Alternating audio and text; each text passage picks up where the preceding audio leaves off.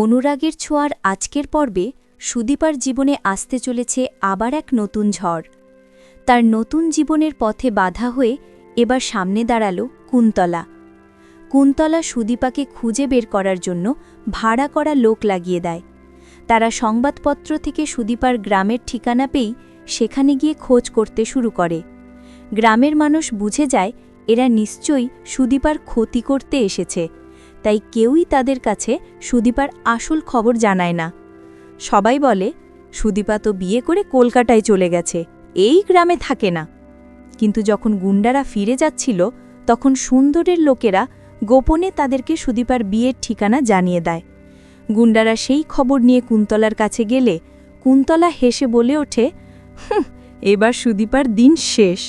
লাবণ্য আর কুন্তলা সেনগুপ্ত পরিবারের সর্বনাশ করতে হলে আমাকে প্রথমে সুদীপাকে শেষ করতেই হবে। এক্ষুনি আমি তার মুখোমুখি হব। তারপর কুন্তলা সুদীপার ঠিকানা নিয়ে রওনা দেয়। এদিকে চ্যাটার্জি বাড়িতে সুদীপার মন ভীষণ অভিমানী।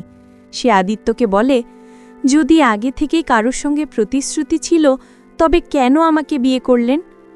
আদিত্য শান্ত গলায় জবাব দেয়, আমি কাউকে কোনো প্রতিশ্রুতি দিইনি, ওটা আমার অতীত ছিল, আর এখন আমার বর্তমান তুমি।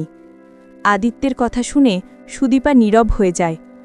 এরপর দেখা যায় ভাত কাপড়ের আয়োজন না করায় আদিত্যের মা নিজে দাঁড়িয়ে থেকে সেই আয়োজন সম্পন্ন করেন। আদিত্য সবার সামনে নিজের হাতে সুদীপার হাতে সবকিছু তুলে দিয়ে বলে, আজ থেকে তোমার ভাত কাপড় পড়াশোনার সমস্ত দায়িত্ব আমার।